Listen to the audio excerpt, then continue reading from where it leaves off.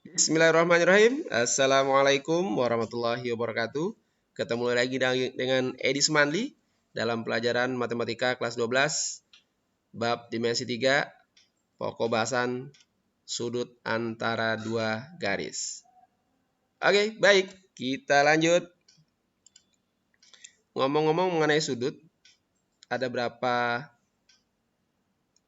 hal yang kita gunakan dalam kehidupan sehari-hari, yaitu aplikasi sudut. Misalkan dalam pembangunan rumah, ya seperti gambar ini pasti dia menggunakan sudut-sudut supaya enak dilihat, kemudian juga bisa kuat ya.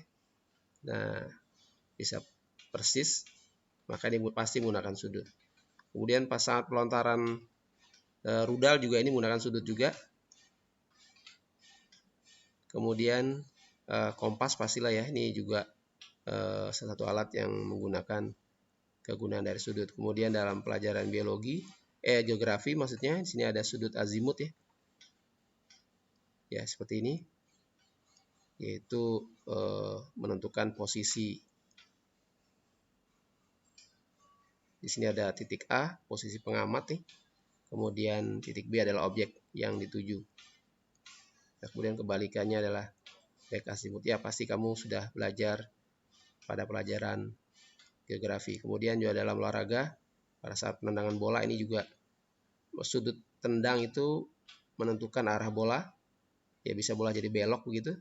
Ini juga salah satu aplikasi penggunaan sudut sehingga bola ini bisa melengkung yang kita sebut dengan tendangan pisang. Dalam matematik, seperti apakah sudut? Ya, kita lihat. Dalam matematik, sudut adalah istilah penting yang memiliki beberapa definisi, yaitu bentuknya dibuat dengan dua garis lurus yang bertemu pada sebuah titik. Yang lain, dalam ilmu matematika, sudut dapat diartikan sebagai dua buah garis yang salah satu ujungnya saling bertemu, sehingga membentuk sebuah titik persekutuan di antara kedua garis tersebut. Yang lain, sudut dalam geometri merupakan suatu besaran rotasi ruas garis dari satu titik ke pangkal ke posisi yang lain. Sudut dinotasikan dalam bentuk simbol seperti ini. Baik, kita coba. Nah, sudut antara garis dan garis. Oke, ini ada sebuah garis. Kita kasih nama garis G misalnya. Kemudian di sini juga ada garis berwarna kuning. Kita kasih nama garis H. Garis G dan garis H ini berpotongan di sebuah titik. Kita kasih nama titiknya adalah titik A. Nah, ini yang disebut dengan sudut. Dan kita kasih nama sudutnya adalah biasanya menggunakan nama alfa atau beta atau gamma atau yang lainnya. Nah, ini sudut yang kita maksud ya. Ini adalah besar sudut. Besar sudut. Kemudian ini ada juga sudut juga. Ini sudut besar ya. Ini sudut kecil. Dari perpotongan dua garis ini kita melihat ada sudut besar dan sudut kecil. Tapi yang sering kita gunakan adalah sudut kecil. Dan ini tidak ada kata-kata tambahan. Kalau ada kata sudut besar, maka yang dimaksud adalah sudut ini. Kalau tidak ada, berarti yang dimaksud adalah sudut yang ini. Misalkan pada garis G kita kasih katakan sebuah titik ya. Kita nama titik B. Kemudian pada garis H kita kasih sebuah titik nama C. Maka sudut alfa ini dapat juga kita nyatakan dalam bentuk. Maka sudut alfa ini dapat kita juga nyatakan bentuk seperti ini. Ya, sudut BAC. Sudut alfa dapat juga dinyatakan dengan sudut BAC. Jadi kalau kita tulis sudut BAC, maka maksudnya adalah sudut alfa. Dalam cara penulisan ini menentukan juga kalau kita tulis sudut BAC, maka sudutnya itu ada pada A. kalau kita tulis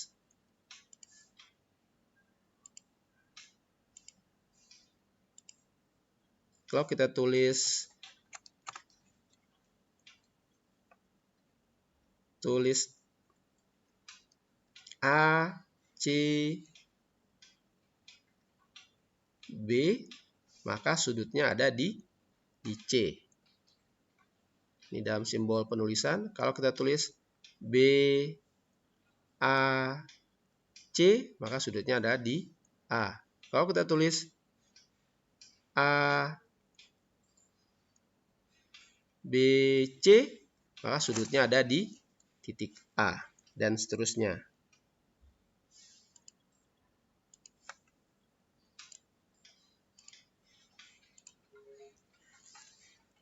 Jika ditulis BAC maka dimaksud sudut alfa.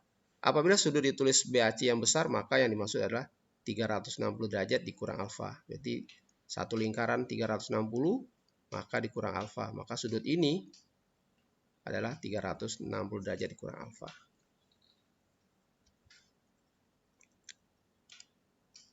Terus untuk pembelajaran sudut antara dua garis kita akan menggunakan materi berikut, yaitu kita mengulang atau menggunakan aturan sinus. Aturan sinus itu adalah ada sebuah segitiga ABC sembarang dengan titik A dan titik B. Titik C dengan titik A ini sudut di titik A kita kasih nama alfa. Kemudian sudut yang ada pada titik B kita kasih nama beta. Kemudian sudut yang ada pada titik C kita kasih nama gamma. Kemudian A kecil ini ada di hadapan titik A dan B kecil ini berada pada di hadapan titik B atau berada pada di hadapan beta. C juga ada di hadapan sudut gamma atau titik C. Maka berlaku rumus A per sin alfa sama dengan B per sin beta sama dengan C per sin gamma. Ini kita sebut aturan sinus.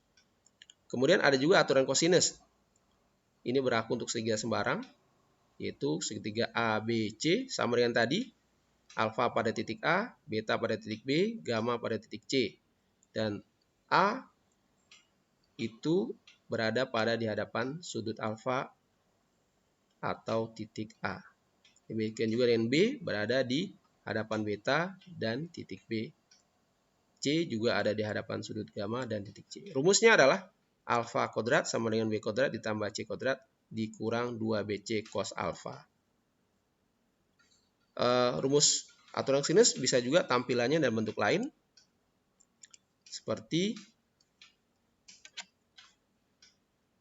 cos seperti ini, cos alfa sama dengan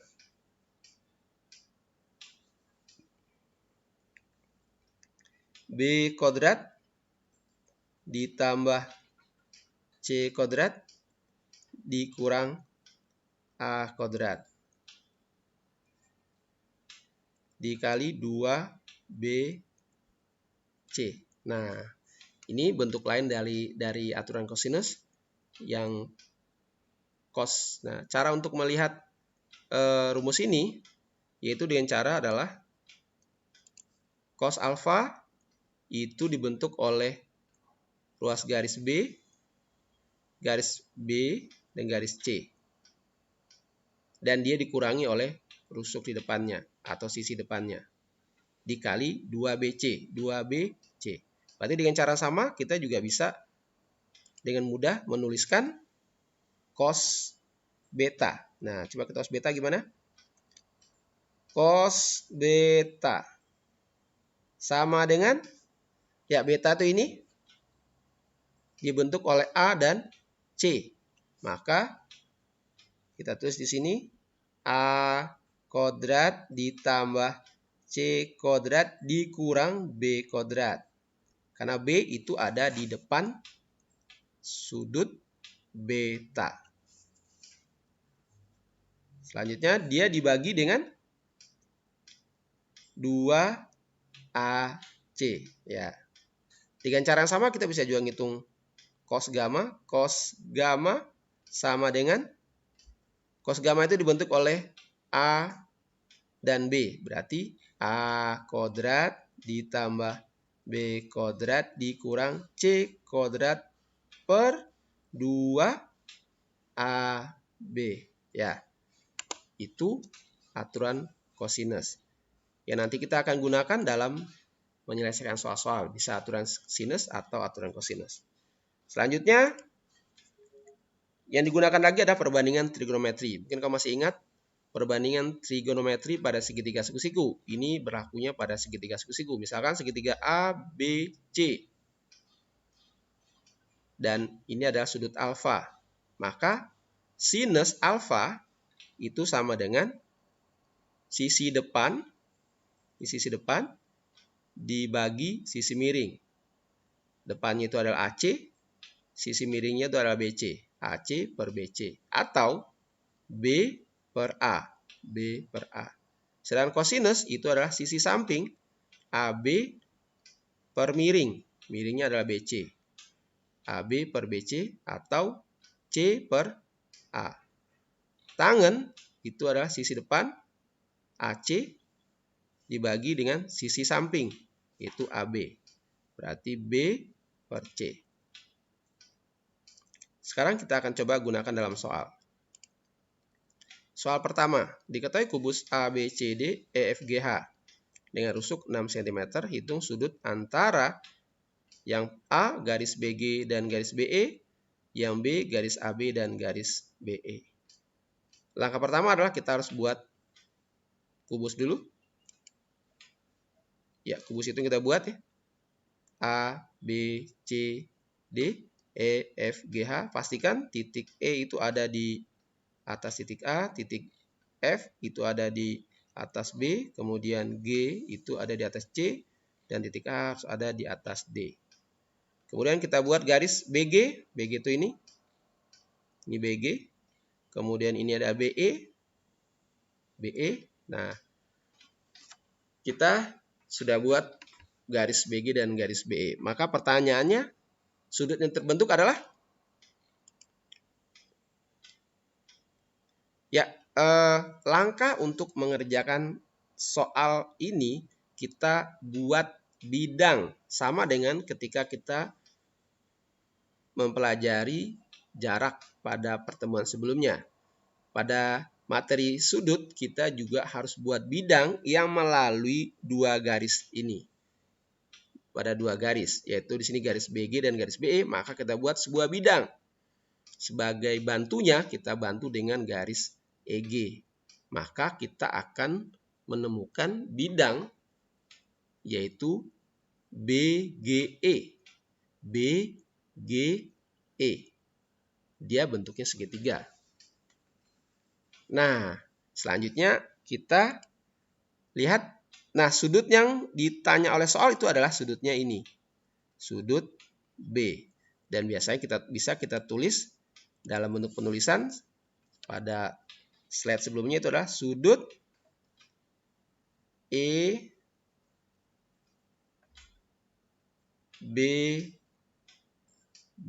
Nah, ini sama dengan bisa tulis alfa atau beta ya.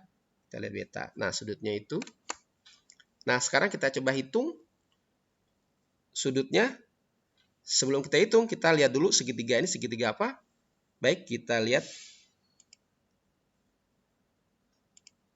Kita lihat dulu. Rusuknya 6. Rusuknya 6. Berarti BG itu berapa? BG itu 6 akar 2. Karena dia adalah diagonal bidang. Atau boleh kita hitung dari 6 kuadrat dari BC ditambah CG 6 kuadrat. Kemudian kita akarkan dapatnya 6 akar 2. Atau kita langsung tulis 6 akar 2 karena pada pertemuan sebelumnya kita sudah tahu bahwa diagonal jika rusuknya A, maka diagonal bidangnya adalah A kali akar 2. Karena rusuknya 6, maka di sini diagonal bidangnya adalah 6 akar 2. Dengan cara yang sama, kita juga akan bisa menghitung panjang EG, yaitu 6 akar 2 juga. Nah, kalau kita perhatikan, segitiga BGE rusuknya atau sisinya panjangnya adalah 6 akar 2, 6 akar 2, 6 akar 2. Maka dapat kita pastikan bahwa segitiga BGE itu adalah segitiga sama sisi. Nah, sebagai konsekuensi dari segitiga sama sisi, maka semua sudutnya sama. Dan besar sudutnya adalah 60 derajat. Berarti dapat kita simpulkan bahwa sudut EBG itu adalah 60 derajat. Saya tulis sama dengan 60 derajat. Oke. Ya, sudut antara BG dan BE adalah sudut EBG. Karena segitiga EBG adalah sama sisi, maka sudut EBG 60 derajat. Ya, mudah-mudahan bisa dipahami. Kita lanjut ke contoh soal kedua.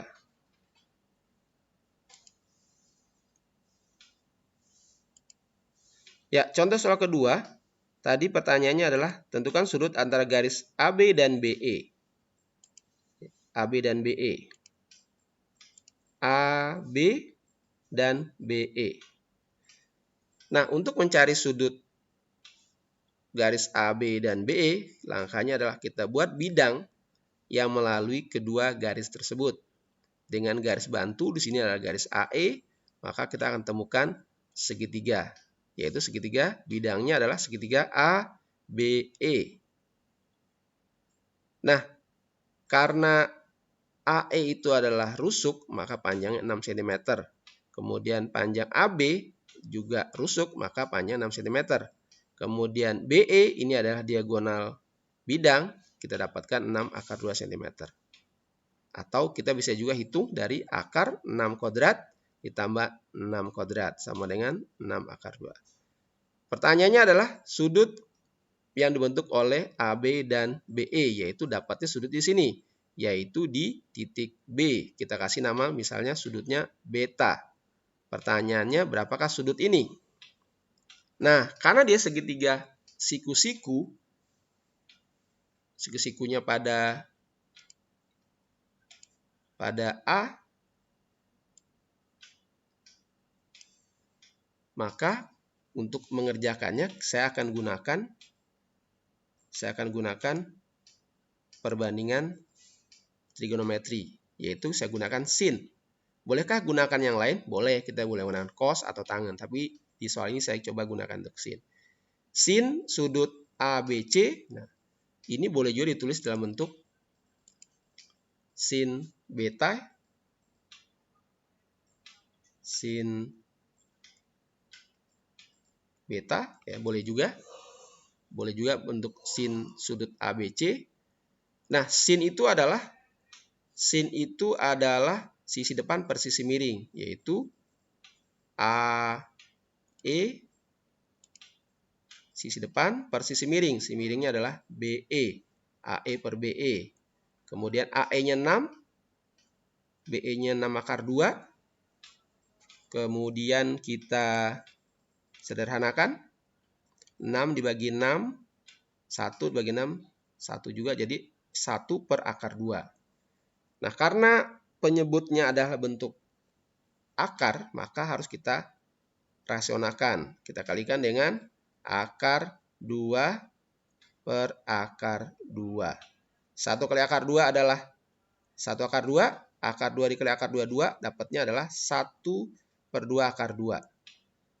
Nah, kita harus ingat sin yang menghasilkan setengah akar 2 dalam pelajaran sebelumnya, yaitu kita gunakan sudut-sudut istimewa, maka kita menemukan sin akan menghasilkan setengah akar 2 pada kondisi sudutnya 45 derajat. Maka sudut ABE itu adalah 45 derajat. Baik, mudah-mudahan sampai sesi ini bisa dipahami. Nah, untuk menjawab soal sudut itu biasanya di ujung soal itu sudah memberikan sedikit clue buat kita. kalau soalnya itu bertanya tentang sudut, itu biasanya jawabannya adalah sudut-sudut istimewa. Misalkan soal yang sebelum ini menghasilkan 60 derajat dan soal yang ini adalah 40 derajat kalau dia bertanya tentang sudut. Tapi ada juga soal yang nanti jawabannya bukan sudut istimewa. Nah, bagaimana caranya? Oke, kita lihat slide berikut. Yap, seperti contoh soal ini. Soal di sini pertanyaannya adalah hitung nilai sinus alfa. Pertanyaannya bukan hitung sudut alfa, tapi pertanyaan hitung nilai sinus alfa. Ini berarti jawabannya adalah bukan sudut istimewa. Ya, kita coba kerjakan. Diketahui kubus ABCD EFGH dengan rusuk 6 cm. Jika alfa adalah sudut yang terbentuk oleh garis AG dan garis AC, hitunglah nilai sinus alfa. Baik, langkah pertama adalah kita buat kubus. Kubusnya adalah ABCD EFGH. Selanjutnya, sudut yang terbentuk oleh garis AG, ini adalah AG, kemudian garis AC. Maka kita akan dapat sudut yang dimaksud oleh soal adalah sudut, ya sudutnya adalah sudut ini ya, sudutnya. Dan ini namanya alfa, sudut dikasih nama alfa. Dan langkah kita adalah kita buat bidang, ya ini kata kuncinya adalah kita buat bidang yang melalui garis AG dan garis AC, yaitu di sini ada garis bantu yaitu CG. Nah, dari sini kita dapat bidang yaitu bidang ACG. Kita lihat dapat bidang ACG. Kemudian kita lihat panjang AC. Karena AC adalah diagonal bidang, maka dia panjangnya adalah, dikasih sudutnya alfa itu ya, di titik A sudutnya. CG itu ada rusuk 6 cm. Kemudian AC 6 akar 2 cm karena dia diagonal bidang. Kemudian AG adalah 6 akar 3 cm karena diagonal ruang. Nah, sudutnya ini dan bentuknya adalah segitiga siku-siku. Maka kita akan gunakan perbandingan segitiga dalam trigonometri. Perbandingan trigonometri dalam segitiga karena bentuknya segitiga siku-siku. Pertanyaan sudutnya ini, apakah mau digunakan apa? Bisa sin, bisa cos atau tangan. Tapi di sini saya gunakan adalah sin. Ya, sin alfa. Alfanya di sini. Sin itu adalah sisi depan per sisi miring. Depannya adalah 6 atau CG. Sisi miringnya adalah AG. Panjang 6 akar 3. Maka CG per AG sama dengan 6 per 6 akar 3. Ini kita sederhanakan dibagi 6. Dibagi 6 juga. 6 1 jadi 1, jadi tinggal 1/3 1 per akar 3. Karena dia penyebutnya akar 3, maka kita harus rasionalkan dengan cara mengalihkan akar 3 per akar 3. 1 kali akar 3, akar 3. Akar 3 kali akar 3 adalah 3. Berarti jawabannya adalah 1/3 akar 3. Dan kita tidak menemukan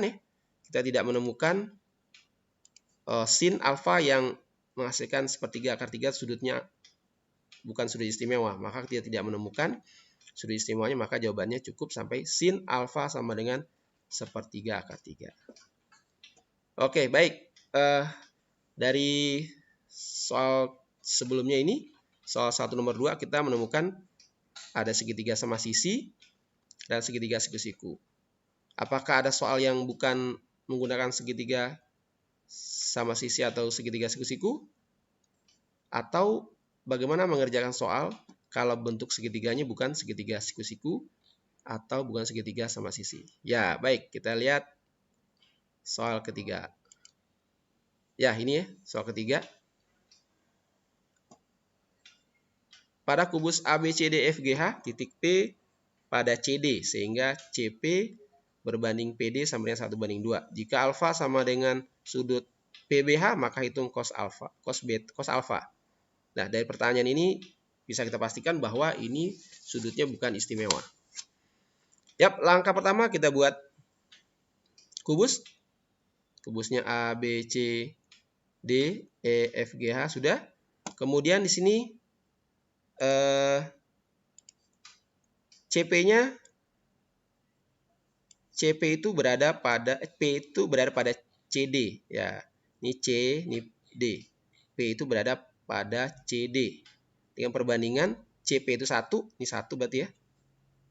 Perbandingan 1. Kemudian dari P ke D itu 2. Nah, di sini kita tidak dikasih tahu berapa rusuknya. Nah, kalau kita misalkan dengan A, itu boleh juga. Cuman saran saya kita gunakan angka saja. Karena dia biar lebih sederhana dan lebih mudah. Kemudian untuk sudut itu yang perlu kita ingat adalah sudut itu kalau kita hitung dari sini sama saja ya. Sudut kalau hitung dari sini ke sini sama dengan sudutnya di sini. Karena sudut ini tidak dipengaruhi oleh besar panjang ruas garis kita hitung. Tetap sudutnya besar sama. Jadi untuk angkanya, ya kita pilih aja angkanya yang sederhana. Kita anggap saja sekarang rusuknya 3. 6 boleh, cuman kalau 6 angka terlalu besar. Kita ambil 3 saja. Bolehkah pakai A? Boleh juga. Cuma nanti untuk ngitung kita agak ribet. Mendingan saran saya kita gunakan ini 3 saja. Nah, berarti rusuk kita anggap 3, maka panjang PC 1, panjang PD 2. Ya, sudutnya ini ya. Sudut yang bentuk adalah sudut ini. Ya, sekarang kita coba hitung. Nah, langkahnya adalah kita buat bidang, ya, langkah kata kuncinya adalah kita buat bidang yang melalui BP dan BH. Kita buat bidang yang melalui garis BP dan BH. Yaitu garis bantunya adalah HP. Dan bidang yang terbentuk adalah BPH. BPH. Dan sudutnya pada titik B. Pertanyaannya cos alfa. Oke. Ya, alfanya di situ. Berarti sama saja kita dengan mencari. Kita mencari, kalau dalam simbol kita tulis bentuk sudut PBH. Sudutnya di B. Dan ini namanya alfa. Sekarang kita coba hitung. Cara ngitung gimana? Kita hitung. Ya. Untuk menghitungnya kita harus menghitung rusuk-rusuk dulu. Di sini saya ambil segitiganya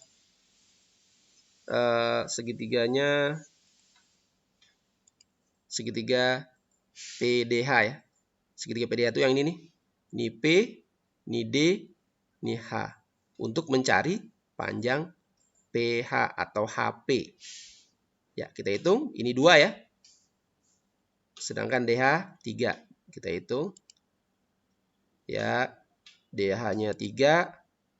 DP-nya 2. Maka kita akan dapatkan HP-nya akar 13. Dari mana caranya? Kita gunakan rumus Pitagoras. Yaitu 3 kuadrat ditambah 2 kuadrat diakarkan sama dengan 3 kuadrat 9. 9 ditambah 2 kuadrat 4 sama dengan 13. Selanjutnya kita buat cari segitiga. Di sini ada segitiga BCP. BCP itu ini ya. BCP. CP-nya 1, kemudian BC-nya 3. Maka kita untuk mencari BP. Ya, kita hitung. BC-nya 3. Kemudian CP-nya 1. Maka kita dengan menggunakan Pitagoras dapat BP. Yaitu akar 10.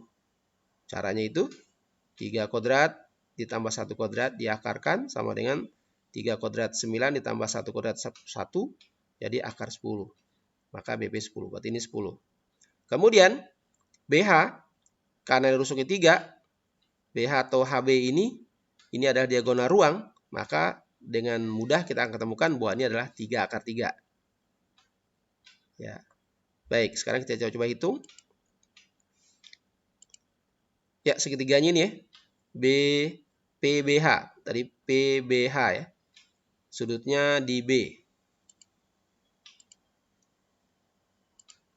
Ya, sudut alfa di situ. Sekarang kita lihat. Tadi kita sudah hitung BP sama dengan akar 10. Kemudian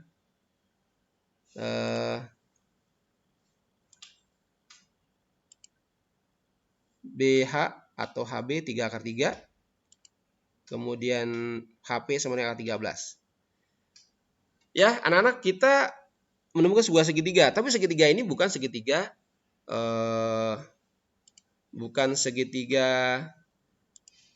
siku-siku, bukan segitiga sama sisi, dan dia ada segitiga yang sembarang ya. Segitiganya sisi-sisinya beda. Jadi tidak memenuhi kriteria sama sisi dan juga tidak memenuhi kriteria segitiga siku-siku. Lalu bagaimana cara mengerjakan? Nah, untuk ini kita akan gunakan aturan kosinus. Kenapa bukan aturan sinus? Karena untuk aturan sinus kita harus mengetahui salah satu sudutnya. Ini sudutnya tidak ada yang diketahui, yang diketahui hanya panjang rusuk. Maka yang bisa kita gunakan adalah aturan kosinus. Kita lihat, yaitu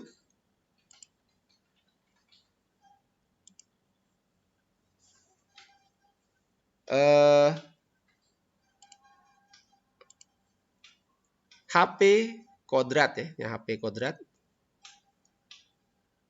sama dengan BP kuadrat. BP kuadrat ditambah HB kuadrat dikurang 2BP HB cos alfa. Kenapa kita gunakan yang HP kuadrat? Karena yang ditanya adalah sudut alfa di depan HP. Nah, dan kita akan gunakan rumus cosnya. Cos alfa sama dengan kuadrat sisi pembentuknya. Nah, sisi bentuk sudut alfa itu adalah BP dan BH. Maka BP kuadrat ditambah BH kuadrat dikurang sisi di depannya, yaitu HP kuadrat dibagi 2 kali BP dikali HB. Sekarang kita hitung, BP sama dengan akar 10 dikuadratkan, HB sama dengan 3 akar 3, kemudian dikuadratkan, dikurang HP sama dengan akar 13 dikuadratkan dikali 2 kali BP akar 10 dikali 3 akar 3 panjang dari HB.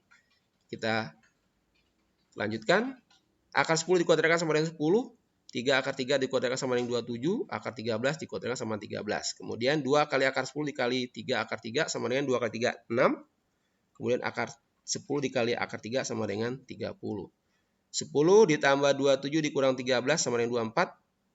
Per 6 akar 30. Kemudian ini sama-sama kita sederhanakan ya. Ini kita sederhanakan 24, kita sederhanakan dibagi 4 ya. Dibagi 6 maksudnya. Tinggal 4. 6 dibagi 6 1, jadi tinggal 4 per akar 30. Akar 30 itu sebagai penyebut dan penyebut tidak boleh dalam bentuk akar, maka kita rasionalkan dengan cara mengalihkan akar 30 dikali akar 30 sama dengan 4 akar 30 per 30. Ini kita bagi 2. 4 bagi 2. 30 dibagi 2. Jadi jawabannya adalah 2 per 15 akar 30. Karena dia bukan bentuk sudut istimewa, maka jawabannya 2 per 15 akar 30. Ya, sampai sini anak-anak, mudah-mudahan bisa membantu. Rajin belajar, jaga kesehatan. Mudah-mudahan materi ini bisa dipahami. Salam matematika.